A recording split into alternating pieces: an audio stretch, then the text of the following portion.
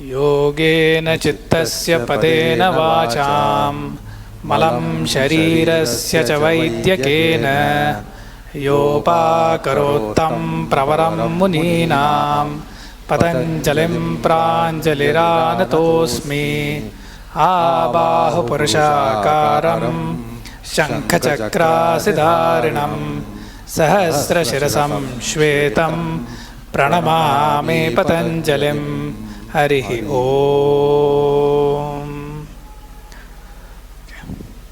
I think I missed Gurur Brahma, so let's say Gurur Brahma, Gurur Vishnu, Gurur Devo Maheshwarah, Guru Sakshat Parabrahma, Tasmai Shri Gurave Namaha. Harihi Om. Okay, so last time we looked at, we started looking at 1.36, Vishoka va Jyotishmati. And to the complete sutra along with the Anuvritti was Vishoka va Jyotishmati Pravrittir Utpanna Manasaha Sthiti Nibandhani. Okay. And so this is about the Vishoka Jyotishmati Pravritti. And we looked at half of the Vyasa Bhashya there. And if you recollect, we had looked at the line that says, that deals with Hridaya Pundarike Dharayataha Ya Buddhi Samvit Buddhi Sattvam. So the pure Buddhi Sattvam, which is sattvic in nature, when it is confined to the Hridaya Pundarikam, which is the, can be translated as the lotus of the heart. Okay. There it said Bhaswaram Akasha Kalpam. Okay, so it is luminous. It is like the sky. It is like a Suryendu Grahamani Prabha. So the luminosity of the sun and the moon and the stars and the crystals and so on. So I won't go into detail because last time we did that. The other thing we did was we touched in detail about one Vishoka, and we touched upon it also in the context of sleep and Nidra and Sushupti and so on. But we also went into a lot of detail on what is Hridaya. And we said Hridaya is not just the organ of the heart. And I quoted a lot of the sort of selected lines from the Shastras for us to be able to form a conception of when, in this context, somebody says Hridaya, what does it mean? Starting with the basic meaning of Manasi, Vakshasi, Parabrahmani, right? So the mind, the chest region, and the Parabrahma, okay?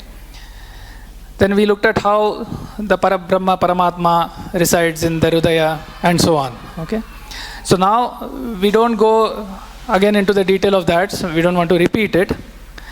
He did ask me to sort of chant some of the beautiful lines in the Laghu Rudram, okay, which deals with Hridaya. We'll see those along with a little bit of the meaning. So it starts with this Adidaivika conception where the celestial beings, so the old ancient Indian thought has this wonderful synthesis of external, internal, celestial beings, Adhyatma. All of that is synthesized into one single body of text. The later analysis and the separation is more an analysis of the text, but the text itself has a lot of unity of all of these. And it is important and not exactly very easy to understand the unity, how all of these are woven together. So it starts with things like Prajanane Brahma Tishtatu, Padayoho Vishnu Tishtatu, Hastayoho Harit Tishtatu, Bhavo Indrat Tishtatu, and so on. So it is invoking the divinity with reference to different body parts, saying, may this deity reside in this region. Okay. So now, again, we won't go into that, because here the subject is mainly the Hridaya. So I'll chant those lines related to that. So it is Om Agni me Vachishritah Vagrudaye Rudayamai Ahamamrite Amritam Brahmani. So what this is, the Agni, which is the celestial deity Agni, the Lord of Fire. May he reside in my Vak. Vak is speech. Okay. Vachi is the Saptami form, which is may it reside in my Vak. But where will the Vak reside? Vagrudaye. Okay. So this Hridaya, which is more than just the heart, is also the place of residence, not only of the Paramatma, but also of the various Indriyas and the celestial deities. Ultimately, they find their position in the heart.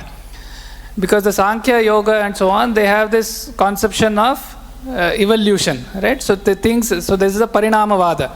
So for everything you find a prior place, a prior cause and so on. So with that line of thought, Vagrudaye, Hrudayam Mai. So the Hridaya is in me. Aham Amrite. I am in the immortal. Right? So immortal, eternal, everlasting. Okay? So I am in the everlasting. Aham Amrite. Amritam Brahmani. So this everlasting is in Brahma. Inside the universal everlasting, the universal eternal. Okay? So the individual eternal, sometimes in a different text, maybe in Vedanta we may say Jivatma, but the individual eternal is in the universal eternal of Brahma. Okay? So similarly, so I'll now just go over all the lines without giving the meaning, because it is the same parallel. Okay? So Om Agni me Vachi Shritaha Vagrudaye Hrudayamai Aham Amrite Amritam Brahmani Vayur me Prane Shritaha Prano Hrudaye Hrudayamai Aham Amrite Amritam Brahmani Suryo me Chakshushi Shritaha. So Chakshu is the eye. Suryo me Chakshushi Shritaha Chakshur Hrudaye Hrudayamai Aham Amrite Amritam Brahmani Chandrama me Manasi Shritaha Mano Hrudaye Hrudayamai Aham Amrite Amritam Brahmani Disho me Shrotre Shritaha Shrotragam Hrudaye Hrudayamai Aham Amrite Amritam Brahmani Apo me Retasi Shritaha Reto Hrudaye Hrudayamai Aham Amrite Amritam Brahmani Prithvi me Sharire Shritaha Shariragam Hrudaye Hrudayamai Aham Amrite Amritam Brahmani Aushadhi Vanaspataya me Loma Sushrita Lomani Hrudaye Hrudayamai Aham Amrite Amritam Brahmani Indro me Bale Shritaha Balagam Hrudaye Hrudayamai Aham Amrite Amritam Brahmani Parjanyo me Murdhni Shritaha Murdha Hrudaye Hrudayamai Aham Amrite Amritam Brahmani Ishano me Manyo Shritaha Manyuhu Hrudaye Hrudayamai Aham Amrite Amritam Brahmani Atma me Atmani Shritaha Atma Hrudaye Hrudayamai Aham Amrite Amritam Brahmani. So in sequence, it is Agni and speech. Okay. Air and Prana, Vayu and Prana. Surya, sun and the eye. Chandrama, moon and the mind. The directions and the ear. Water and the Retas, the sort of the generative fluid. The earth and the body. Prithvi and Sharira. Aushadhi Vanaspatayaha in the hair, Lomani. Indra in the strength, or sort of the motor organs. Parjanyo, the rain in the Murdha. Ishano in the Manyu. So this, I think, requires more elaboration, so we won't go there. And Atma in the Atma. Atma, Atmani. So the sense of self in the Atma. So all of this, in different layers, it goes to the Hridaya. So the Hridaya is, in this sense, a complex conception, which is the residing place for all of these. And also, if you look at ज्योतिषामपि तज्ज्योतिः तमसः परमुच्यते ज्ञानं ज्ञेयं ज्ञानगम्यं हृदि सर्वस्य विष्ठितम्. Okay, so the Paramatma, the abode of light, it resides in the heart of everybody. Okay, and it is the knowledge jnanam jneyam jnanagamyam. So the idea here from us was to impart this thought of what Hridaya implies in this context. See, that means the grosser form of ours, body, mind, the gross form, if they get enfolded, you fold them. If they get enfolded, it will be going into the heart. If the heart is unfolded, it becomes this manifest. Do you understand?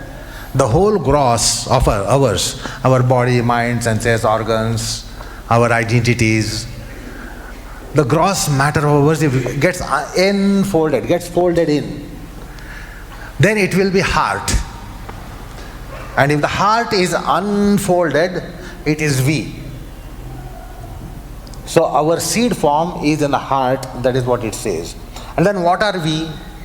We think we are body, mind, senses. We have identities by way of caste, class, creed, gender, status, stature, ethnicity, etc. No, that's not the whole of us. We have celestial forces, adhibhutik, adhyatmik, adhidaivik forces are actually the manifest form of ours. And they all have their roots in the heart, and the heart has root in the Parabrahma. Parabrahma unfolds into heart, and heart unfolds into our manifest being. That's the place of heart in mysticism. So the reference is not to coronary heart. For modern science, everything is in the brain. Everything is in the brain. Brain is source of everything in us.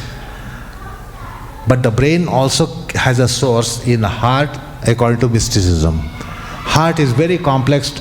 The deity resides, the gods reside, all the infrastructure of ours resides. So it's enormous complex. The whole universe is in our heart. The whole universe is in our heart.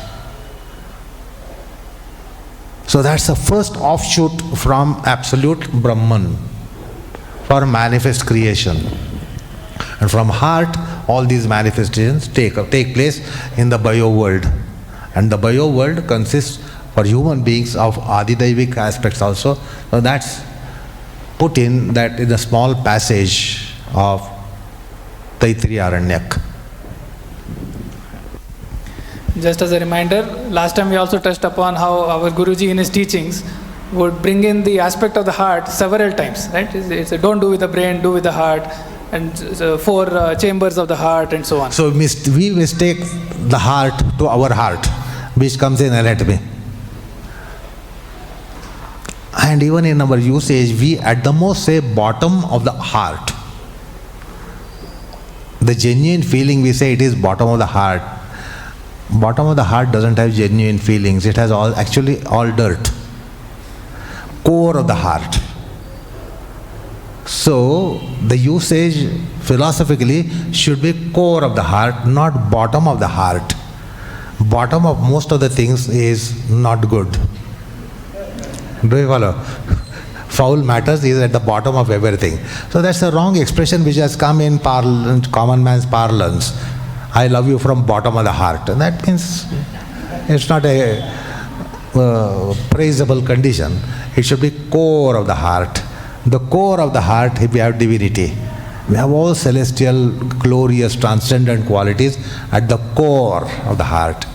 And the core of the heart consists whole universe, according to mysticism. So here the reference, when Guruji said with reference to yoga, he did not refer to bottom of the heart. He did not say practice yoga from bottom of the heart. You can love someone from bottom of the heart, which is a sensuality and materialistic manifestation.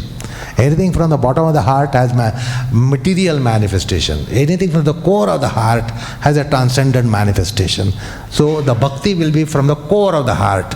No devotee says to God, I love you from bottom of the heart. It is a man says to woman or woman says to a man. A devotee doesn't say to the God, I love you from bottom of the heart. He says, I love you from the core of the heart. So in the context of Vishokava Jyotishmati, we have looked at the Hridaya Pundarikam, the lotus of the heart. Now I continue with the Vyasa Bhashya. So we saw that the luminosity comes about. Okay, and this is a form of a Chitta Parikarma. Okay, so all of this is in the context of Chitta Parikarma, which is the purification, the cleansing, the finishing, the polishing of the Chitta. So next he says, Tatha Asmitayam Samapannam Chittam Nistarangam Mahodadi Kalpam Shantam Anantam Asmita Matram Bhavati. So Tatha, similarly, Asmitayam, in Asmita. So what is Asmita? So if you recollect, we had seen the Purusha and the Chitta, how they operate as, in some sense, a coupled system. And if you remember, and those who have been there in the earlier sessions, we had looked at the single reflection theory and the double reflection theory and so on. So essentially, there is the consciousness, as it is called in English, Chiti Shakti. So that has an influence on the Chitta. So Chitta by itself is not self-conscious. Okay? It is a Darshana Shakti. It is the one that shows, not the one that knows. Okay? So the influence of the Purusha, who is the one that knows, on the Chitta makes it seem like it is self-conscious. So this coupled system, when the two come together, that feeling of me, I know, I show, and this is me, that is Asmita. But on the other side, this Asmita, while it does not know the clear separation between the Purusha and the Chitta, it is also the purest or the cleanest reflection of the Purusha that you can get on the Chitta, devoid of all the impurities and the modifications due to the Rajas and the Tamas. And therefore, in the state of the Chitta, this Asmita Matra is the closest to the pure conception of the Purusha, and therefore it is the cleanest or the purest state of existence for the Chitta as an instrument. So this Asmita Matram, it says Asmitayam Samapannam Chittam Nistaranga Mohodadi Kalpam. So it is like an ocean without any waves. And the other commentators say Apagata Rajas Tamas Tarangam. So which are the waves that have gone away? The waves of the Rajoguna, the waves of the Tamoguna have gone away. So this huge ocean is a purely Sattvic ocean. That also relates to Jyotishmati being explained as Sattvika Prakashaha. So this is similar to the Hridaya Pundarikam, Asmitayam Samapannam Chittam, Nistaranga Mohodadi Kalpam, an ocean without waves. Shantam, completely placid. Anantam, infinite in expanse, endless. Asmita Matram, with Asmita and nothing else, because there is no Rajas, there is no Tamas, there is no Vishaya Vritti. So Asmita Matram Bhavati. So this is the other aspect of this Chitta Parikarma. Yatra idamuktam tam anumatram atmanam anuvidya asmi ityeva tavat samprajanite. So that anumatra atma, because this is the pure reflection of the Purusha on the Chitta. So that anumatram, which is sort of infinitesimal in its dimensions, but completely vyapaka. Okay, it sort of, from an influence wise, it has an infinite influence. Anumatram atmanam anuvidya, having understood and following. Asmi ityeva. So at that time, the bhava is that I exist and there is nothing else. So there is a pure sattva with the I exist still residing. So asmi ityevam tavat samprajanite. Samprajnanam is the complete yathartha jnanam, the total complete knowledge. So that is all there is in that state. So that is the Asmita Matram. So this is the explanation. Just like there is a Hridaya Pundarike Dharayataha, this is the Asmita Matram, the other state in the relation of this sutra. And then in conclusion, Vyasa says, Esha Dvai Vishoka, Vishayavati Asmita Matra Cha. So this Vishoka, Vigataha Shokaha Yasyaha Sa. so from which the sorrow has completely departed. That is Vishoka. So, sorrowlessness. So, this is twofold. One is Vishayavati. So, Vishayavati is one which we saw in the previous sutra. Vishayavati va pravritir utpanna. So, there we saw where the pure state of the various Vishayas, Shabda, Sparsha, Rupa, and their respective locations. That is one sorrowlessness related to the Vishayas in their purest form, and their fundamental form, which come devoid of their bad influences in the Raja, Tama, attachment, detachment, hate. All of that does not exist when you have dharana on the Vishaya in its fundamental form. So that is one sorrowlessness. The Asmita Matra is another Vishoka, in some sense which is higher, because it is not to do with the external Vishayas or the Indriya complex, the senses, sense organs, or the internal operational mechanisms of the Indriyas also have gone away. All that remains is the sense of self because of the influence of the Purusha. So that particular state is Asmita Matra Vishoka Pravritti. Okay, so there is a twofold Vishoka. Jyotishmati iti uchyate. It is also known as Jyotishmati, because in both these states there is a higher luminosity. So when the sorrow fades, there is luminosity because of the Sattvika Prakasha. So this is known as Jyotishmati. Yaya by which pravritti, Yaya, Yoginaha Chittam, the Chitta of the Yogi, Sthiti Padam Labhate iti. So the Chitta of the Yogi attains the Sthiti Padam, the state of the Sthiti, complete steadiness. Prashantavahita Sthiti. The state of the complete steadiness is attained by the Chittam, by this particular parikarma.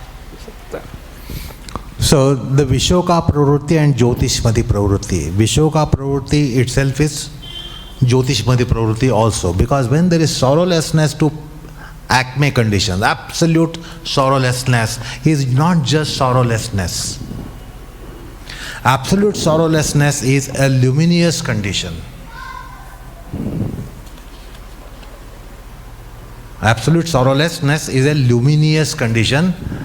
So that's why Vishokava Jyotishmati. Now about this Jyotishmati,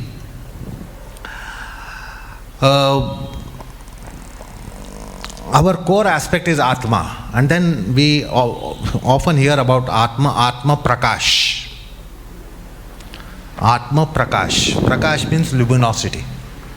So there's always association of light with Atma. There is no association of darkness with Atma. Atma Jnana, Atma Prakasha, Jnana Prakasha. So Prakasha is something which is intrinsic aspect of the core entity. Now this Jyotishman, Jyotishmati. Now usually you say by your yoga you get quiet state, serene state, placid state. Is that right? If your session of yoga is successful, you say you have a quiet, tranquil state, serene state. That's a psychological perspective of it. It's actually luminous state. Because in dreamless sleep also you have a quiet state.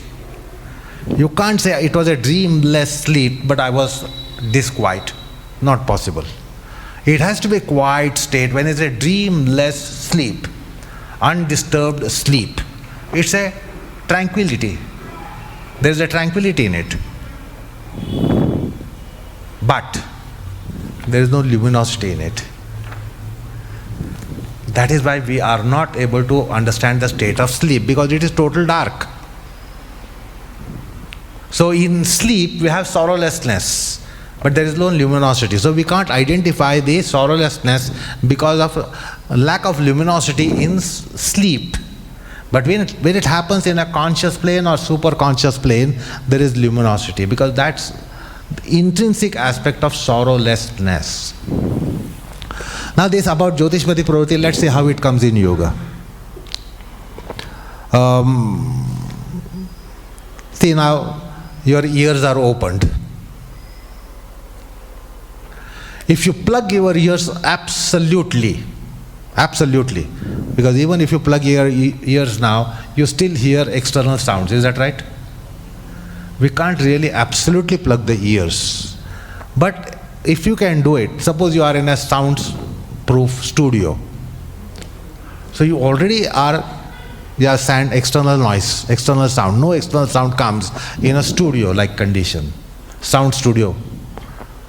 And then you plug your ears there. If you plug your ears, you should hear nothing. But that doesn't happen. What do you hear? You hear inner sound. That sound is, they say it is like when the fire is burning, you get sound of the flame. Is that right? The fire doesn't just have luminosity or flame, it has a sound. Bhag, bhag, bhag, bhag, bhag. That's the sound of the flame. Is that right? You plug your ears sometimes when it's midnight, absolutely silence around, no sound, plug your ears, you will get the sound of fire, as if there is a fire within you. And we all have fire within us, otherwise we are not living. If there is no fire within us, we will be extinguished. We won't be living beings, we will be dead beings. So there is a sound when you close your ears. So there is a dhvani, there is a nada. You can't get absolute silence. Actually, there is nothing like absolute silence. This is discovery of yoga psychology.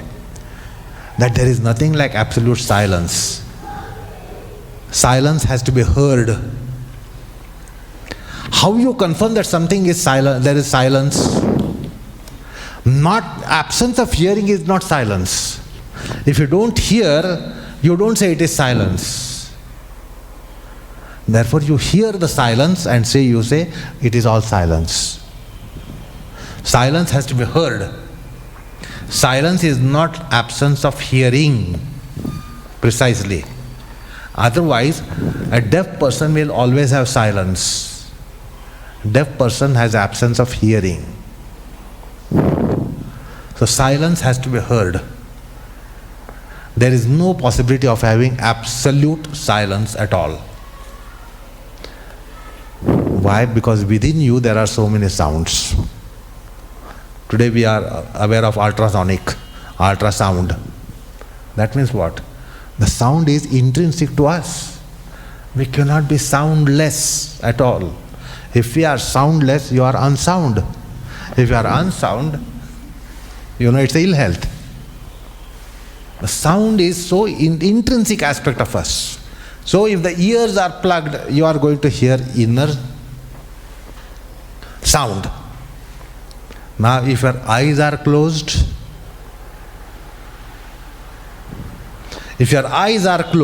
you should get darkness. If your eyes are closed, you should get darkness. But that really doesn't happen. When you close your eyes or when the eyes are closed, yet you will have some luminous experience, luminosity experience within. It's described as nebulous light in physics. It's a nebulous light. It's not light like sun. Radium, for instance. Radium. Now, radium doesn't have light as such. It is luminous. So within us we have something called radium-like condition. If you close your eyes, you will get radium-like light within. If you don't get light at all, you are absolutely blind. You are absolutely blind in a dark room. Take a blind person to dark room, it's absolutely dark for him. But if you close your eyes, you get luminosity within. Now why this luminosity is not experienced by us? Because there are lots of clouds of vikaras. Kama, Krodha, Lobha, Moha, Mada, Matsarya, Samskar, Vasana, Ichcha. All these mental aspects, they are clouding the light of Atma within. Atma is ever luminous. Atma is ever luminous. The sun is not ever luminous. 10,000 million years, sun will be gone. All of you know that? Life of sun is 10,000 million years. After 10,000 million years, there won't be sun. Now the sun today is nearly 450 million years old. Another 550 or 600 million years to go. Sun will extinguish. This light doesn't exist because we are all Amruta, we are all immortal, as just now you heard from that passage, or Hridaya Brahman. We are immortal. So the light is immortally there. Light within us is also endlessly there. Atma Jyoti is a luminous condition for time with endless. Time without being to time endless. The luminosity is there. Why is it that we don't experience? Because there is lots of cloud.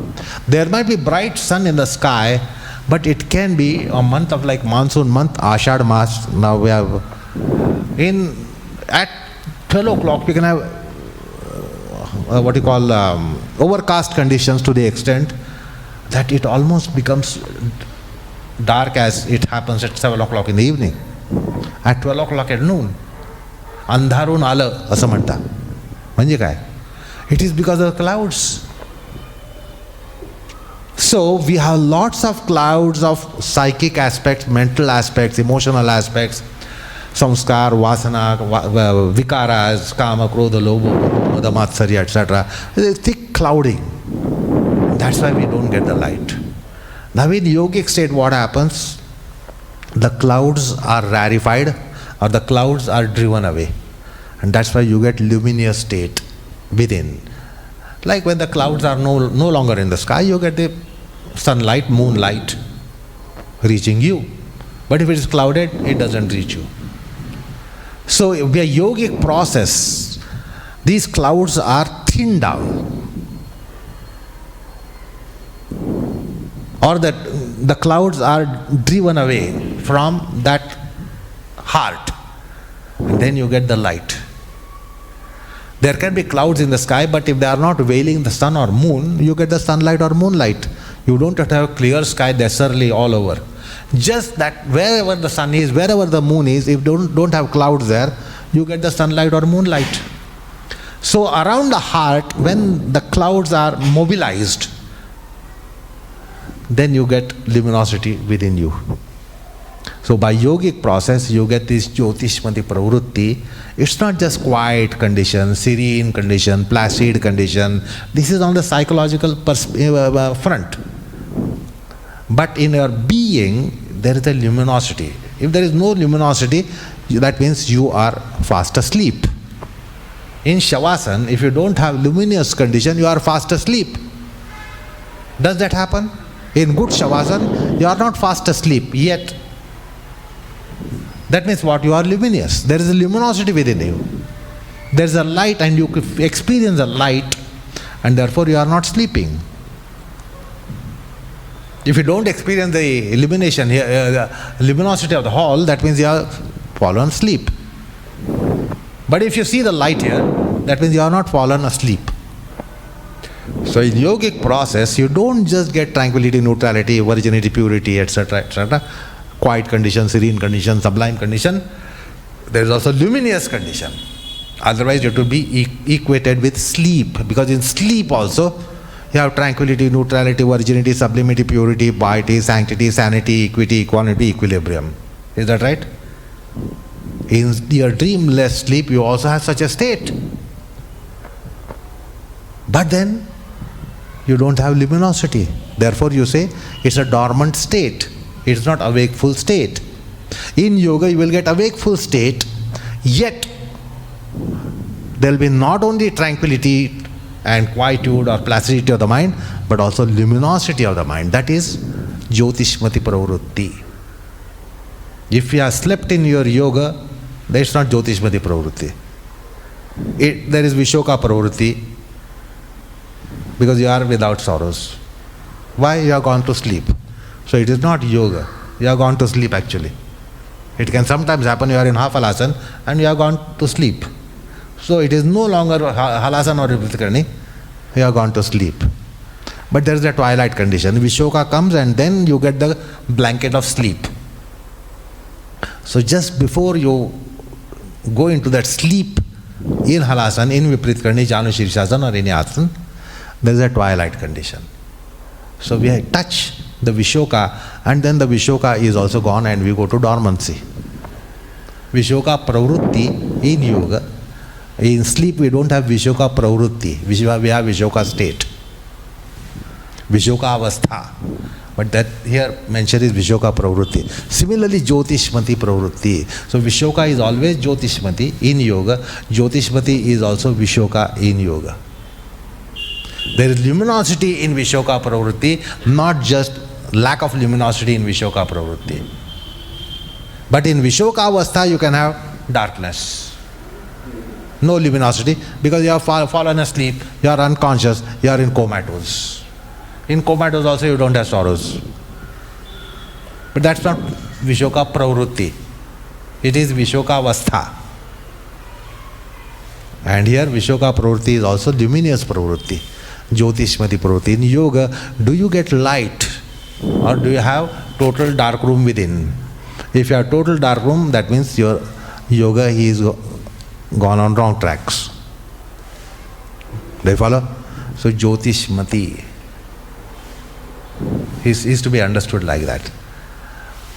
That's why the eyes, we say there is no luster in the eyes. Now eyes should be showing you brightness. Why do you want brightness in the eyes itself? Eyes should show the brightness to you, then that's the function of the eyes. You get the optics of light and luminosity. But then we also say there is no luster in the eyes. What does it say? It's a depleted mind. Eyes themselves have a light. Netra prabha. Eyes are not just cameras for you to have optics. Eyes themselves have a light which is called Netra Prabha. Why? Because Aditya is residing there. Aditya Chakshur me stitaha Chakshur Hrudaye. That was the passage that you heard. Aditya Devata is the presiding deity of the eyes. So eyes have their own luminosity. Eyes are not catching merely luminosity, they have their own luminosity. And when the depleted condition is there, it is nistej dole. What is this nistej eyes? Lusterless eyes. Eyes also have netra prabha. So this has something to do with the organ of eye gross to subtle to celestial form of it. And therefore it will show you the inner light. In yoga you are shown inner light. In spirituality you are shown inner light. In materiality we go after external light.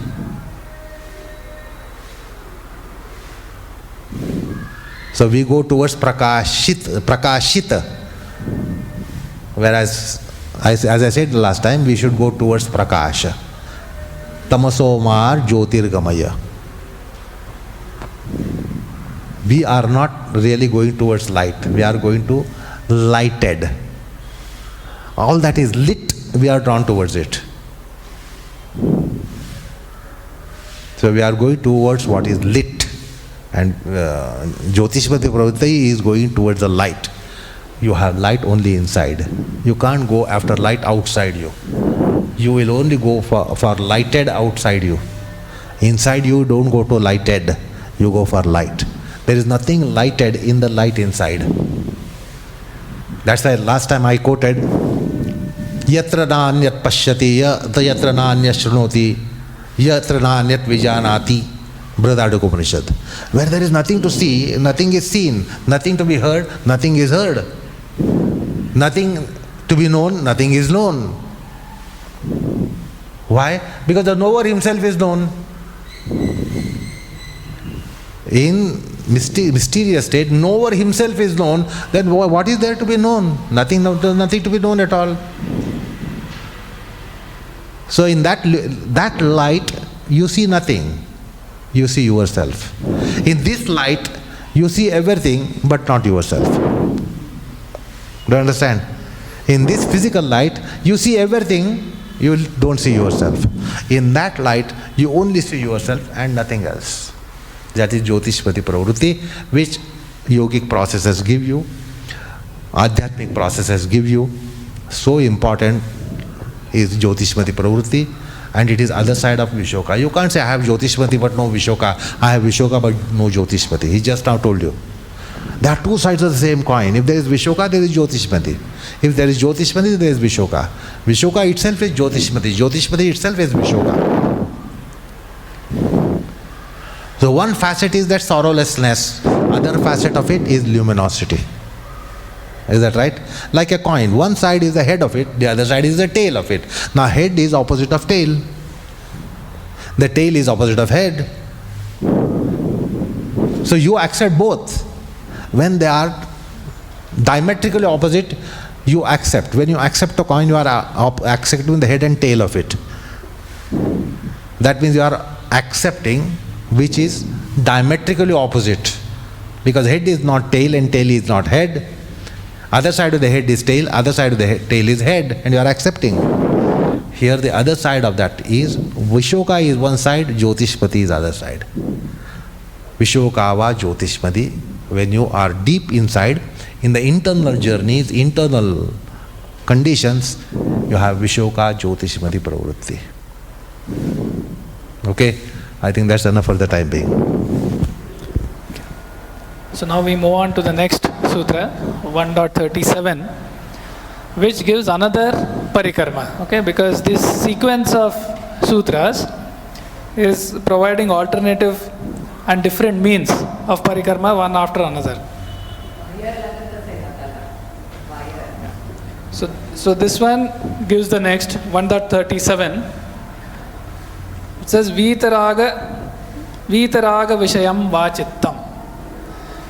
So I think, this particular sutra is almost a stroke of genius here, because so normally you will have teachings in several texts and advice and so on, Upadesh, which says there should be no attachments.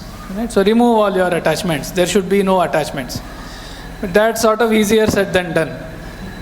Whereas here in the yogic manner, and what Patanjali is saying, very beautifully done. What he's saying is, the Vishaya of the Chitta, the support, the Alambanam, the Jnanam, so whatever imprint you want to retain or maintain on the Chitta as part of the Parikarma is the Vitaraga Vishayam. So now have another Chitta which is completely devoid of attachments.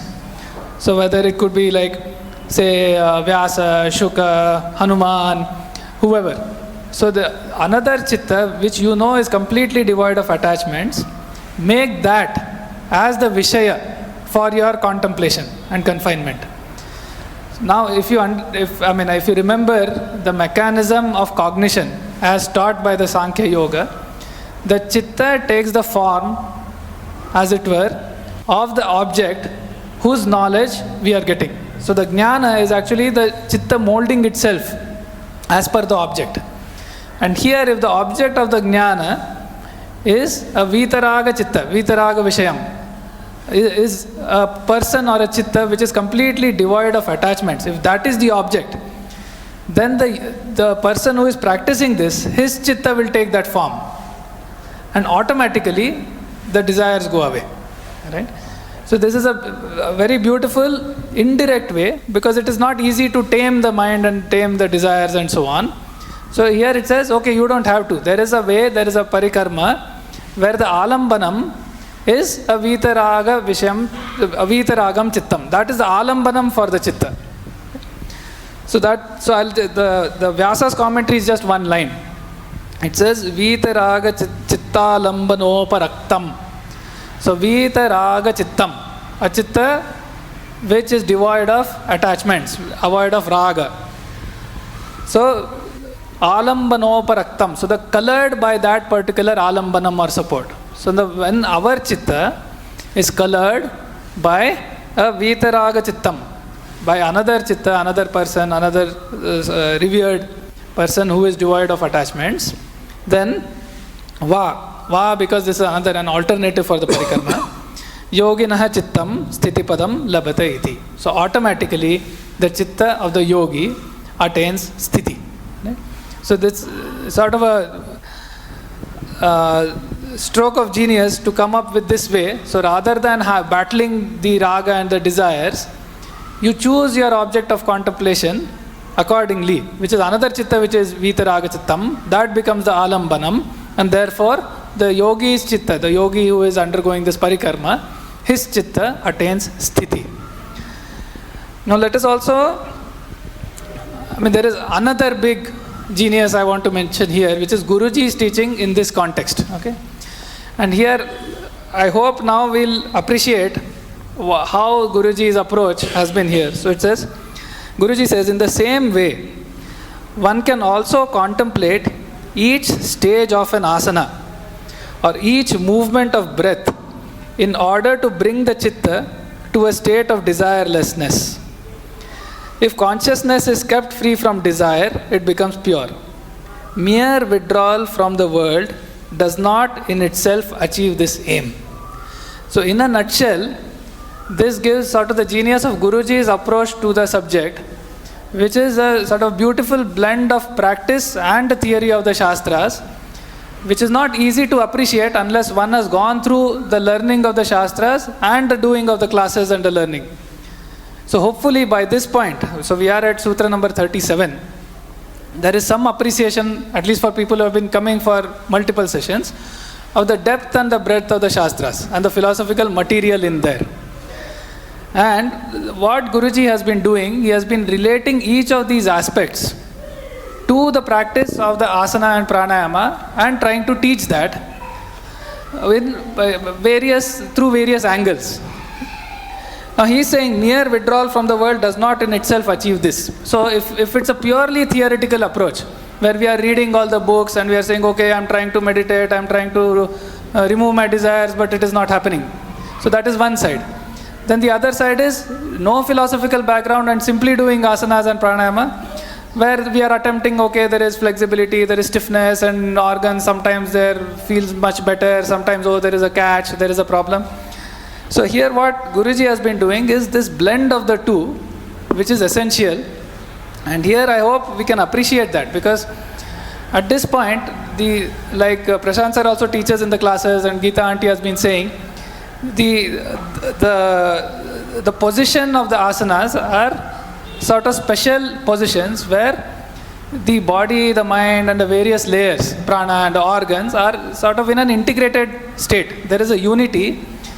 Why that unity? So we have heard this, so it is not new that unity is there. But the importance of the unity is now understood from the problematic influence of the Rajotama Guna on the Chitta. And we also have learned in the Pratsardana Vidaranabhyam and so on, how the breath and the prana and the chitta relate to each other. So to attain sthiti, several things have to come together, which is the mind culturing through the knowledge and the learning of the Shastras, the body culturing, the breath culturing, all of that has to happen together. So mere intellectual learning and then sitting and attempting does not give that, because the body and the breath and so on is generating the Rajatama. Right?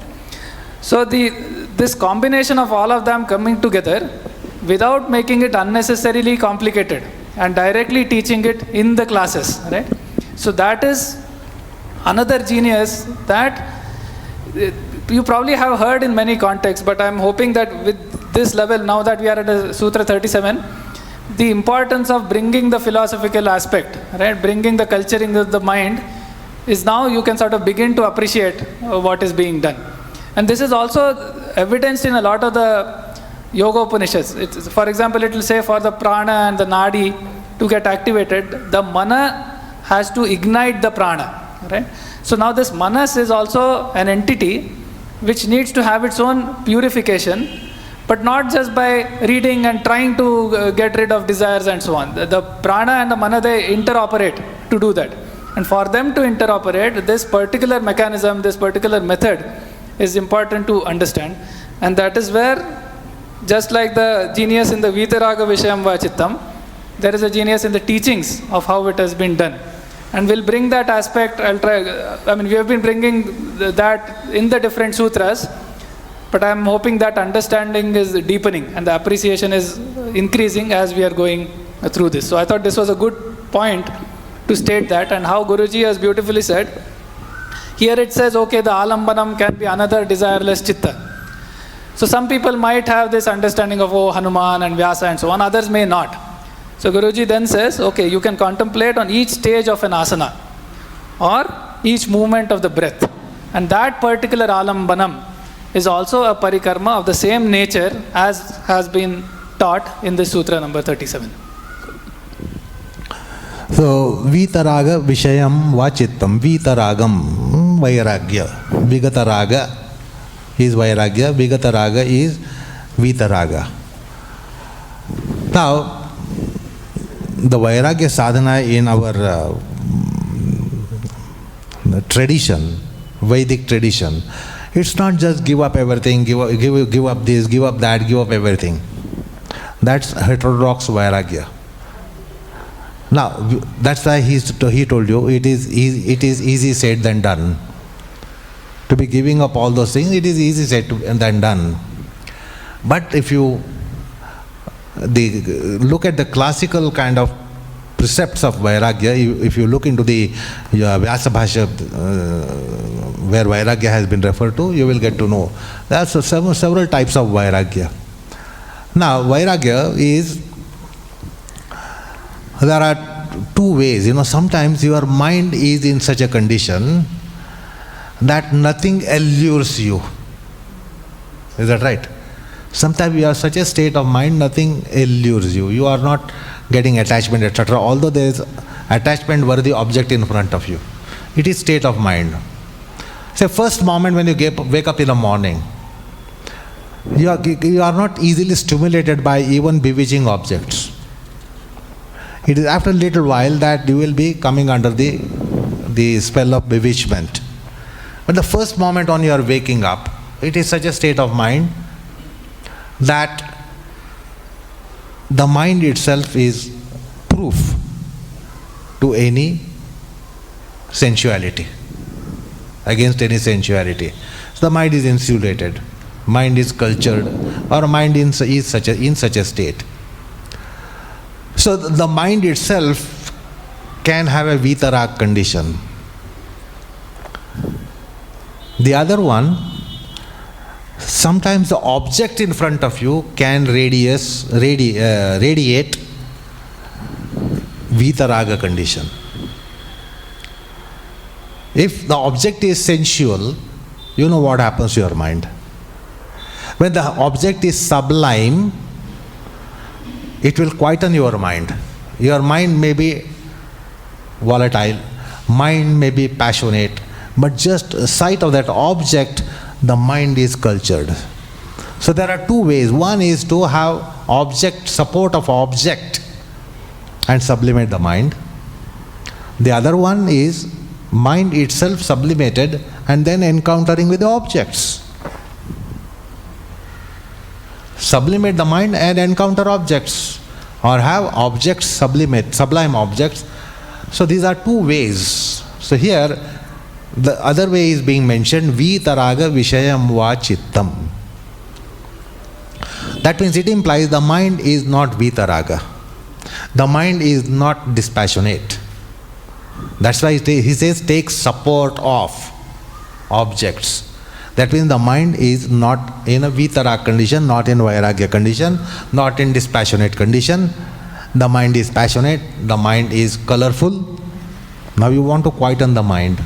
Then go take support of objects which will culture the mind and settle the mind to serenity, settle the mind to quietude. There are certain objects. There are certain irritable objects, you say. Objects are irritable, they irritate you. And some objects quieten you, pacify you. So suppose I show you a lotus. It's an object. That object will impact your mind and mind will get steadied. Mind will become quiet. So there are certain supports. So yoga doesn't say that you must shun your senses, because the senses are disturbing your mind and the mind is getting turbulent, volatile and then passionate. So you can't shun the the senses from the objects. The way is, say, take sublime supports. Like, so what are the sublime supports? There are objects such as lotus or icon of your personal deity. You can have a personal deity and image, icon of that immediately quietens your mind. That's why we have concept of personal deities to culture the mind. Then, Gospel of saints and sages. Gospels or any memory with reference to any saint or sage you might have interacted with or met at some point in time in life. Recall you meeting a saintly person. This will quieten the mind. Recall any message which has come in a gospel of a saint. Vachanamrut. संतांचं वचनामृत, त्याला इंग्लिशमध्ये gospel म्हणतात. So try to recall, revive, or try to reread. The mind will be quietened. Take support of such things whereby the mind will become vitaraga. So like we go to shrines, we go to temples, we go to sanctum sanctorums, or you go to ashramas and your mind is quietened. So these are the objects. Vitara, they radiate vairagya. You don't have vairagya, they radiate vairagya, and that touches your mind, and your mind also comes under the influence of the vairagya. So vitaraga vishayam va chittam. Take support, give support to your chitta which is little vexed, restless, disquiet. Give support to chitta of such an object which are noble objects, sublime objects, transcendent objects. So that is vitaraga vishayam va chittam. Now how does it happen in your yoga? In yoga, you get a support from within, and therefore the mind becomes quiet. There are quietening scenes and they make your mind quiet. You get onto the mountaintop, hilltop, there is a scene around you and your mind becomes quiet. Is that right? Go to seashore, there is a scene in front of you, your mind becomes serene.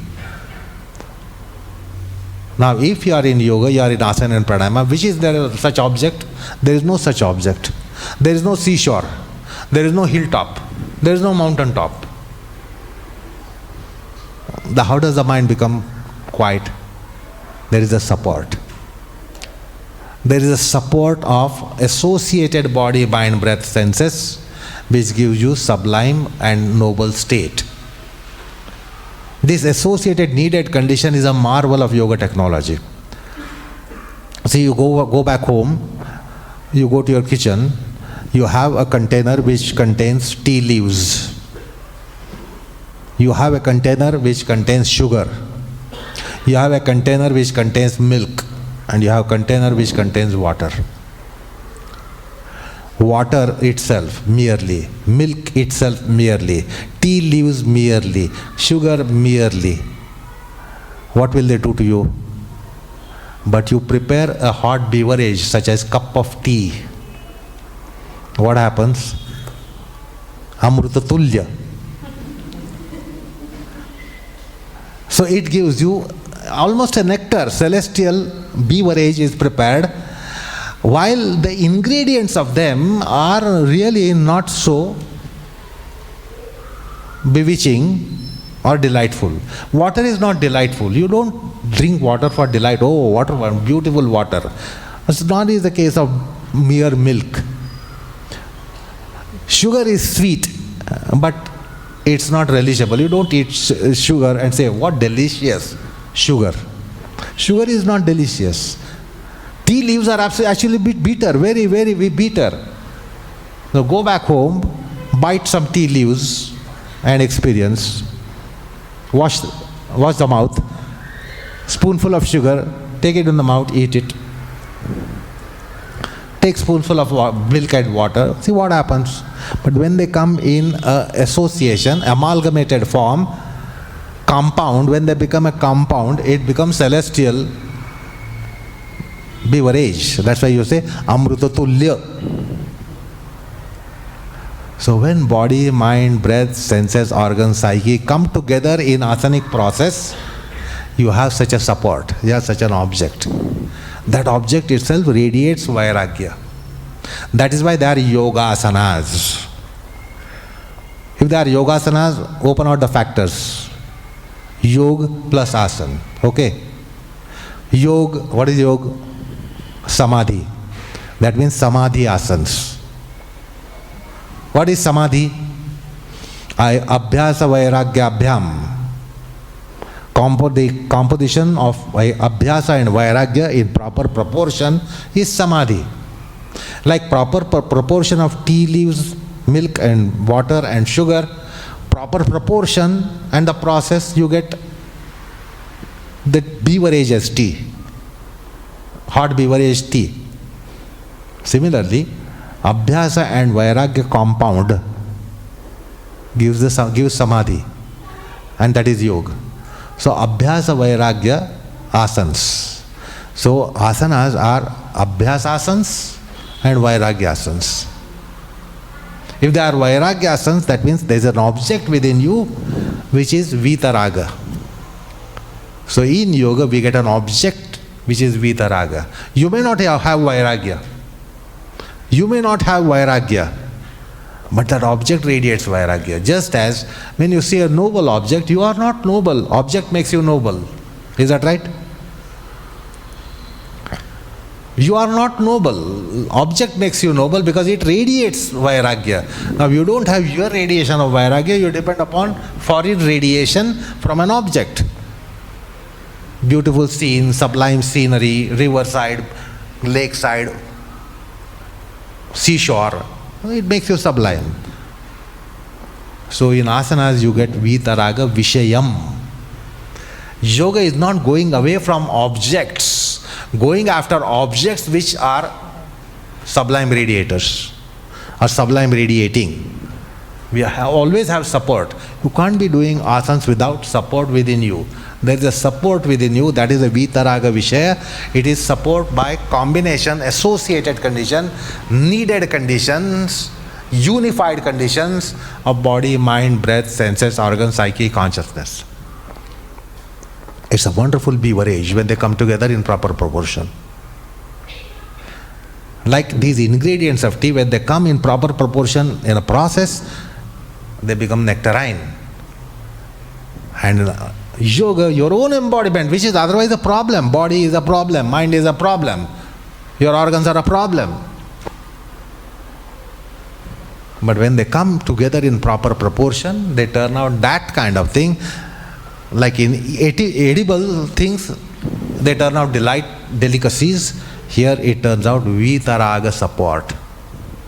Within you, you turn out a support, and your chitta takes support of it, and that's why chitta becomes quiet. Otherwise, chitta is by itself is not quiet. Tell me here, anyone can you claim I have got a quiet chitta? You don't have. You don't have. The support it gets, it becomes quiet. Like we are not quiet, we are not sublime, but we get sublime support, we become sublime. We get a noble support, we become noble. Otherwise, we are not intrinsically, inherently noble. We know what we are. But go to shrine, go to an ashram, go to a saint's place. What happens to your mind?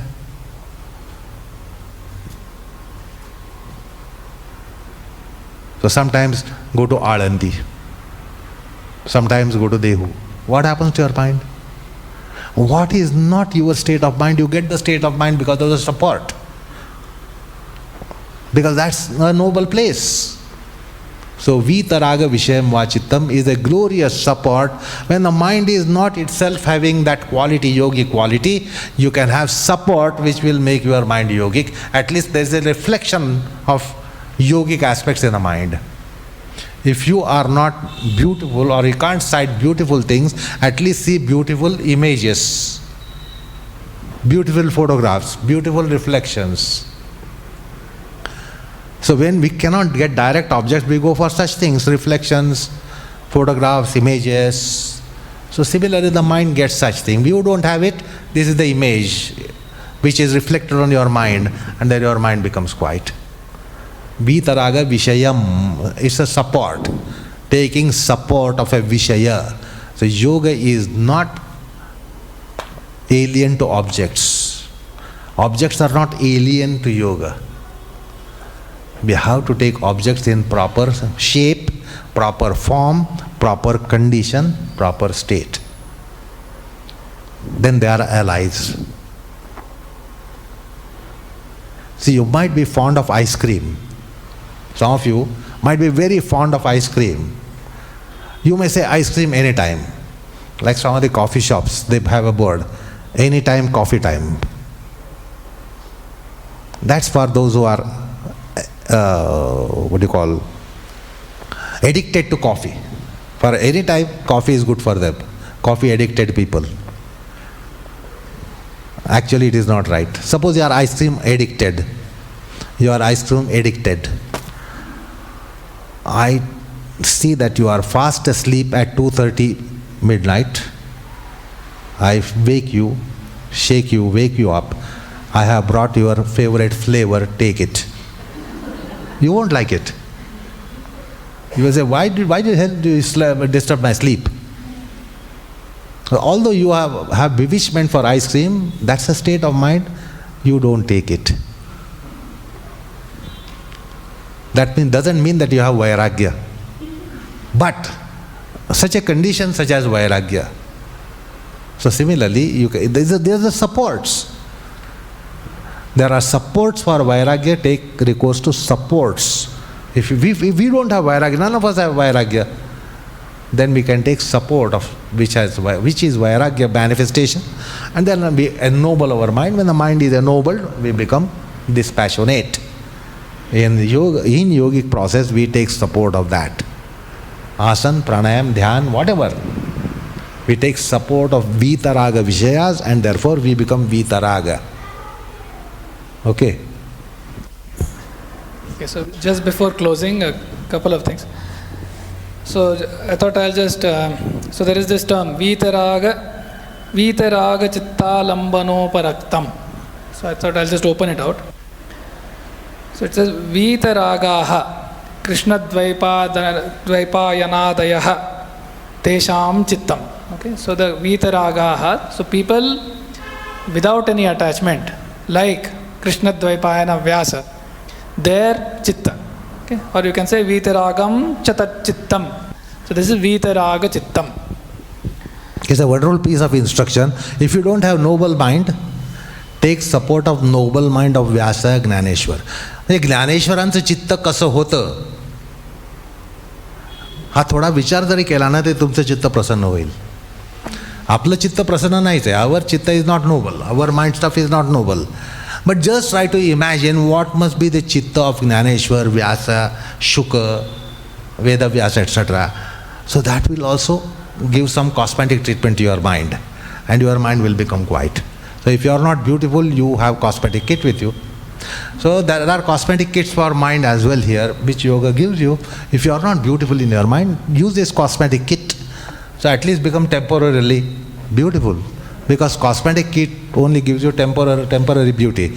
Once you apply, you are not beautiful for time, endless time. For a couple of hours, you are beautiful. So chitta parikarma is a cosmetic kit for chitta, not for your face. It is for the face of your mind. It is for the face of the mind. And this must be done. And yoga is a cosmetic kit for chitta, or face of the chitta. Vyasa's mind. Take support. Imagine what must be Vyasa's mind. What must be Gnaneshwar's mind. That will make your mind sublime. You don't have to have sublime mind. You just think of their minds. So because you can't think of your mind, then you know it's a problem. So think of their minds, your mind will become quiet. It's a beautiful trick given by Vyasa. or by Yoga Shastra takes support of Chitta of Jnaneshwar. ज्ञानेश्वरांच्या चित्ताचा विचार, त्याचे विमर्शन करा, परामर्श घ्या, a thought process over, चिंतन मनन over what must be his चित्त. एकनाथ महाराजच चित्त. एकनाथांची गोष्ट माहिती का? Eknath Maharaj once went to Ganga for bath. He came out. Somebody came and spit on his body. He once again went, took a dip in Ganga, came out. Again he did the same thing. Again he went. Again he spitted. This happened umpteen number of times, so much. Ultimately this fellow fell at his feet. He said, I was trying to disturb your mind, it never got disturbed. He said, thank you very much, I got 100 baths today in Ganga. I thank you for giving me 100 baths. So this is how their mind is. So imagine what must be their mind. That's why he called Shanti Brahma. Eknath Maharaj was called Shanti Brahma. He was tested so many times. He never lost the balance. And as a matter of fact, he became more and more quieter. So it's conditioned like, I slap you, you become more quiet. I give you a second slap, you become more and more quiet. I give you a third slap, you become more and... That's how Eknath Maharaj was. The more he got slaps, more he became quieter. For us, one slap, we are disturbed. Another slap, we are infuriated. Next slap, we are explosive. Shanti Brahma. So think of their minds, what must be their minds? That will really elate your mind. Okay. Okay, so Vitaraga Chittalambano Paraktam. So Vitaragam Chatachittam Vitaraga Chittam, or Vitaragaha Krishnadvaipayanadayaha Tesham Chittam Vitaraga Chittam. So that is the Chittam. Tadeva Alambanam. That is Vitaraga Chittalambanam. Okay, so that chitta is the support, the alambanam. Tena uparaktam, colored or influenced by that. That is the vitaraga chitta lambano paraktam chittam. Okay, so this is something I thought I'll open out for the understanding. The other point I just wanted to make. So now when we were talking about Guruji's teachings and the teachings here, so there is the doing of the asanas and the understanding of the purport of the Shastras. A similar thing I just wanted to draw attention, where it says tad japas tadartha bhavanam. So there is japa of the Ishvara and the artha bhavana. So the artha or the meaning of the Ishvara is the entire corpus of the Shastras. Okay? So both of them have to be together. Only artha bhavanam is not sufficient. So that is just contemplation or intellectual thought. Then you say, okay, my mind is still not getting steady. So the japa is working on the various layers of the embodiment. It's working on the prana, it is working on the breath, it's working on the vak, it's working on the sharira. The artha bhavana is working on sort of the mental aspects, the conscious mind, and many of those things. Both of them have to be there together. Similarly, in the classes when the asanas are taught and the precepts are taught, a point is being made that the doing of the asanas is as important as the contemplations on the teaching from the Shastras, and vice versa. The contemplation on the teaching of the Shastras is as important as the doing of the asanas. It is the both together that brings about the sthiti, which is what is being aimed at this point. Okay, so we are already over time, so we will not take any questions today. So we'll chant the shlokas on Guruji, disperse. वैज्ञानिक शिक्षकत्वे कलाकार आसनेषु यः योगाभ्यासे च तत्त्वज्ञः तं वन्दे सुन्दरं गुरुं योगवृक्षो लोकेऽस्मिन् वर्धितो यस्य प्रेरणया योगाचार्याय गुरवे सुन्दराय नमो नमः. Thank you.